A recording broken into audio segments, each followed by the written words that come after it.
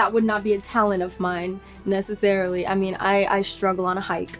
So I don't imagine that the treasure would be easy to get to. And you need easy treasure, like a little like like city treasure hunt. Like not like in not the ocean. Jungle treasure hunt. Okay. I don't know how equipped for that I am. Yeah. The Pogues are back, and the treasure hunt is far from over. With Outer Banks Season 4 now streaming, John B., Kiara, JJ, Pope, Sarah, and Cleo are diving headfirst into their biggest adventure yet. And this season, it's not just about the treasure. It's about the Pogues redefining who they are and what they're willing to risk. Between running a surf shop and getting sucked back into the hunt for Blackbeard's gold, they're up against dangerous enemies and racing against time. Today, we're lucky to be joined by Madison Bailey, the incredible actress behind Kiara, the loyal, rebellious Pogue who always fights for what she believes in. But Madison's impact goes beyond just the world of Outer Banks. Off-screen, she's a proud pansexual woman and a fierce advocate for LGBTQ+ visibility. In this episode, we're going beyond the treasure hunts and daring escapes. Madison opens up about her journey as a queer actor and how her own experiences shape the character of Kiara. We'll talk about how even in a show that doesn't explicitly explore queer storylines, Madison finds ways to subtly infuse her character with queerness, keeping representation alive in her own unique way. Plus, we'll dive into what it's like to bring Kiara to life in a show that explores themes of belonging, societal divides, and identity, all of which mirror Madison's own journey in so many ways. She'll also share her hopes for Kiara's future and whether there might be space for her character to explore her sexuality on screen. And don't worry, we're also going behind the scenes. Madison dishes on the physical demands of Outer Banks, from spearfishing to scuba diving, and how those challenges pushed her in more ways than one. If you're a fan of high-stakes action, epic friendships, and LGBTQ+ representation, this episode is for you. So stick around for an inspiring and adventurous conversation with Madison Bailey. Get ready to see Outer Banks in a whole new light. I'm Levi Chambers, and this is Pride.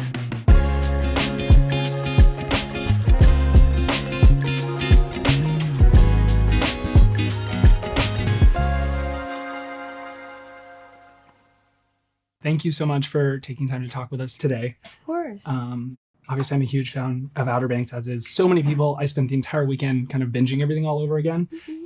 And obviously, your character is, one, it's really important to LGBTQ+ people because you are part of the community and you've been very vocal about that. Absolutely. I'm really curious how your journey with Outer Banks, both as yourself and your character, it's very much centered in this search for belonging while also like challenging societal norms, right? Because of the kooks, the pogues. How has your own experience as a pansexual woman come into play when you're bringing that character to life? Totally. I think being queer, and especially like figuring that out at a young age, you kind of establish your independence early. I know most of the queer people I know are quite independent. And I think that there's a lot of overlap in that sense. Kiara is a fierce defender of the things that she believes in, and I feel I am the same way. I believe that the way that I'm living my life is correct, and I stand for that, and I stand by that, and I think Kiara also doesn't really let a lot of outside opinions get to her, and I think she really stands her ground in who she is. When you came into the character, I felt like when I watched every episode this weekend, I felt like it's very obvious that the kind of the kooks and the pogue, that whole like societal divide is really like it's a commentary on otherness, right? Which is something that queer people experience all the time. Did you recognize that when you came onto the show? Yeah, absolutely. I think that it's represented in certain things, and I think it's represented in race. We don't quite have a queer component to this show, which I know, I'm sure, I as well wish that was represented on this screen, but I hope that if people can't look to Kiara, that they can look to me. And there's nothing shy about it over here, you know? Is there a way that you've ever, even if you've just thought about it, like ways that you would be able to play a queer storyline with Kiara if that were ever an opportunity? I mean, have you explored that? Of course. In my mind, that's, I think, the most natural transition time for that, or the best time for that storyline probably would have happened after Pope.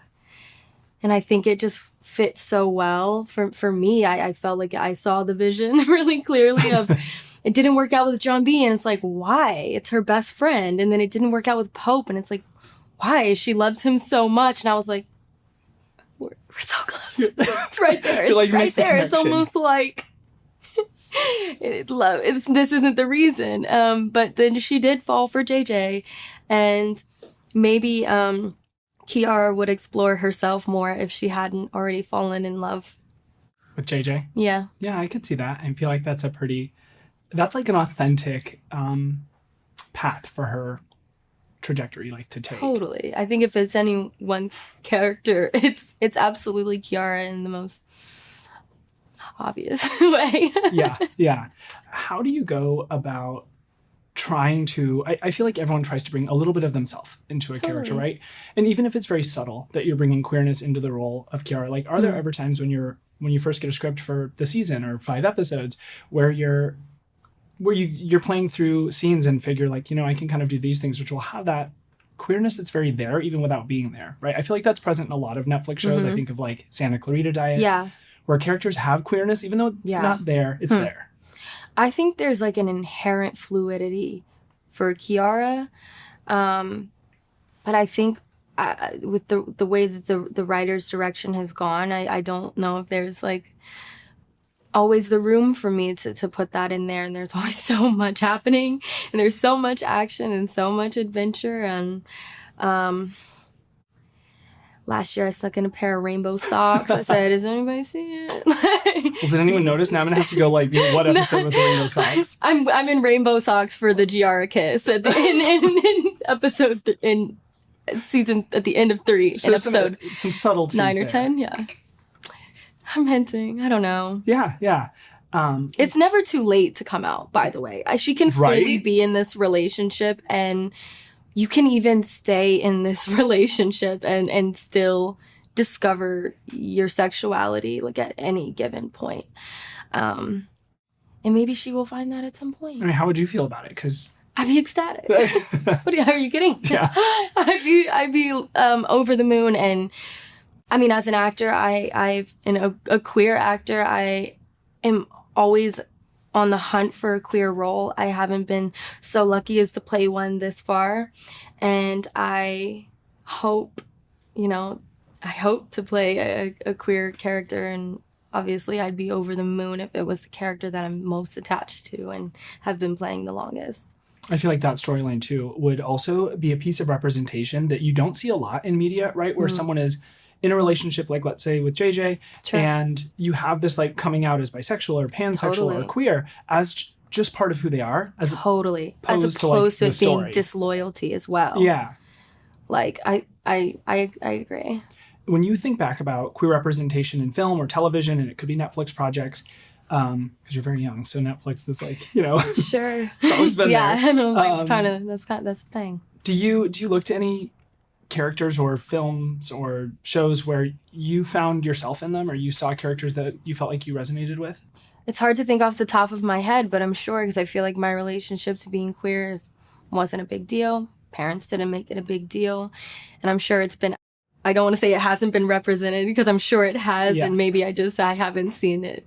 Obviously, Netflix, they're really good about keeping the Netflix family together, and people play on other shows or they get cast in new shows. Are there any Netflix projects out there right now that you would love to be a part of? Absolutely. I've expressed my love for Black Mirror many times. I would be ecstatic to do an episode of that. Even though there's not a lot of queer representation, like you said, there is a lot of diversity in Outer Banks. What do you hope that LGBTQ audiences take from it? Obviously, your character is something that they resonate with, even just because of her spirit. But what do you hope that they take from this season? Yeah, I hope, because you don't have an actual queer relationship, I think taking the spirit of the characters and maybe applying that, like I said, in Kiara's a lot of these characters are very sure in who they are and are not apologetic of that. And I think that that is something that queer LGBTQ plus watchers can take from that is don't apologize for who you are, because that is a message that we all share. So you might be wondering, what happens after you find the lost city of El Dorado and you're stranded with a sack full of gold? Let me catch you up.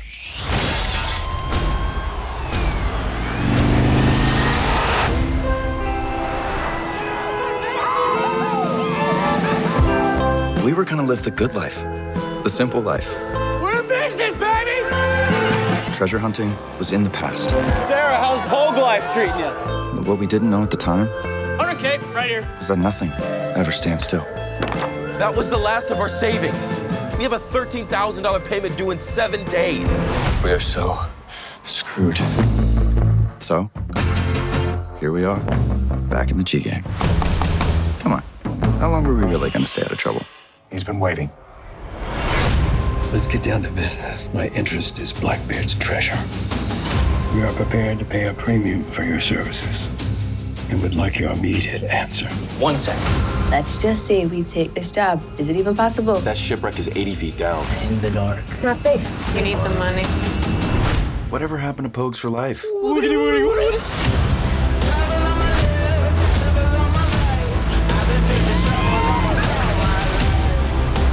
You're those treasure hunting kids.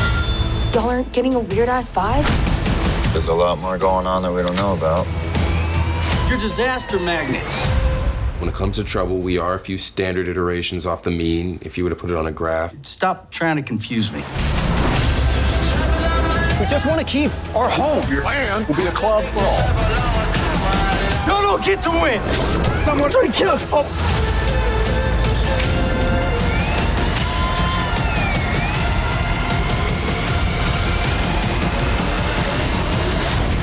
We thought things were different now, but it really is just us against the world.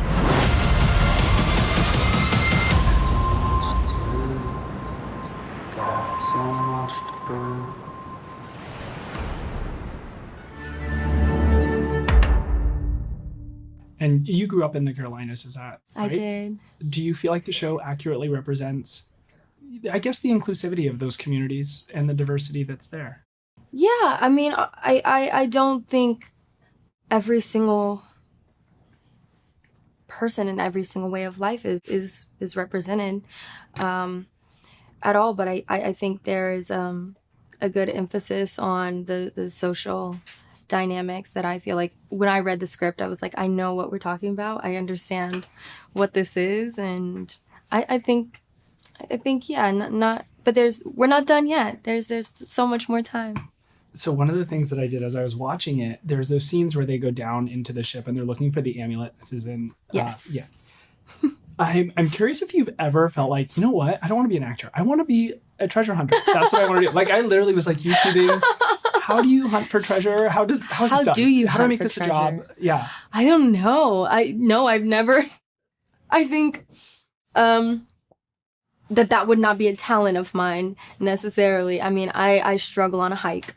So I don't imagine that the treasure would be easy to get to, and You need easy treasure, like a little like like city treasure hunt, like not like in not the ocean. jungle treasure hunt. Okay. I don't know how equipped for that I am. Yeah, I guess it's where I feel like, I mean, I think about Poguelandia a lot and how, I mean, she kills like the manta ray or the stingray or whatever. She's very like survival-y. Yes. Did you feel authentic playing that? No. I think there are some things where I'm playing Kiara where I'm like, okay, I could do it in my sleep. This feels maybe a little true to Madison. And then there are scenes like that where I like her tough, like physicality is not as natural to me. And there's my actor comes into play. I mean, it was very believable. I felt Thank like, you. oh, she totally killed it. Yeah. Thank you. I think it works because, Kiara's never even done this, but she, as little as she wants to hurt an animal, I think, survival is on the line and those instincts kick in a different way. And so yeah, I mean, I get it. Yeah. Watching it, it was like an episode of like Alone or something. Growing up in the Carolinas, did you feel like when you first started working on the show, like you had any sort of an obligation to try to bring that authenticity to it? And also, how authentic is it? I've never been. Okay. I know a lot of people love it. I have friends there. But in my head, like, people hunt for treasure. There's a lot of, like, aquatic sports and fishing and stuff. Okay. And it's very much like the show. Is that the aquatic case? sports? Yes. I grew up on the lake, tubing, wakeboarding, treasure hunting. I'm not sure. I personally haven't done that until doing this show, but yeah, I'm also from a very different part of North Carolina. I'm more mountainside than coast side, so I kind of deferred to our writers and showrunners who are from the coast to do their work, Yeah. I feel like there's a lot of I don't want to say that it's like a rumor or it's a preconceived notions that the Carolinas are not super inclusive in terms of queerness, but also in terms of just diversity in general. Totally. In your experience, was that the case? We're in the show. I mean, there's a lot of diversity, and Sure. friends are just friends, if that makes sense. Sure. But growing up, was that how it was for you? Yeah, in a way. I mean, my story is pretty niche. Mine gets really specific with being adopted, and a lot of other things come into play that isn't things that aren't represented Right. on the show. But I would say that I had pretty unique experiences, and this show is very much revolving around this treasure hunt that, like I said, I never did. It's not your thing. I never did it. Was there anything about this season that really pushed you? Obviously, like spearfishing was a big thing in the previous one. But was there anything in this season that really challenged you as an actor playing her? Absolutely. I mean, the physicality on this show never ceases to surprise and amaze me. I think reading episode 1, I was extremely nervous. It's not really a secret that I'm not the strongest swimmer of the group, but I kind of appreciated that they gave me such a big challenge, knowing that it's not my strong suit, and I felt like I really needed to step up. And you should have seen me on the day. I was not a complaint coming from me. I was I got this. Nobody, I feel like people were very much worried about me and Madison, are you okay? Bales, are you okay? And I was I got this. It was a great challenge for me. So the scuba stuff this year, I mean, is crazy. Something I didn't think I would do. Were there ever times where you were freaked out? Okay, maybe I don't got this. Yeah. Actually get me out. More so in the training than the filming. So the training happened in the ocean and the filming happened in a pool. So they were two very different things. Once I did the training, I was I will never actually scuba dive personally myself. This is not that enjoyable because I have a lot of fears and I have... Sharks are a big one for me, so I don't know. And when you have anxiety or panic disorder, Sharks are not great, yeah. The mental, I mean, the life or deathness really can overwhelm me anyway. But filming it in a pool, you get to really relax and enjoy the whole breathing underwater aspect of it and have a little more fun with it. Yeah. I really did enjoy shooting the scenes. Amazing. Well, thank you so much for taking the time to talk to me today. I really appreciate it. Absolutely. Thank you.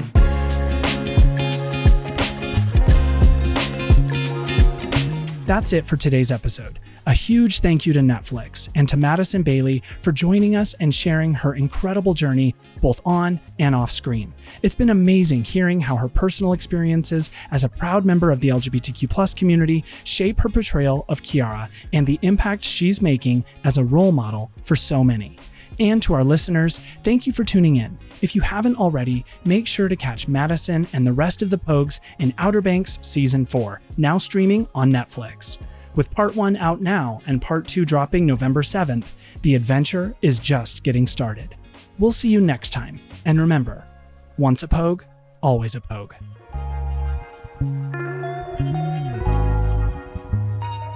Pride is a production of Straw Hat Media. If you like the show, please leave us a rating and a review on Apple Podcasts, Spotify, or wherever you listen to podcasts.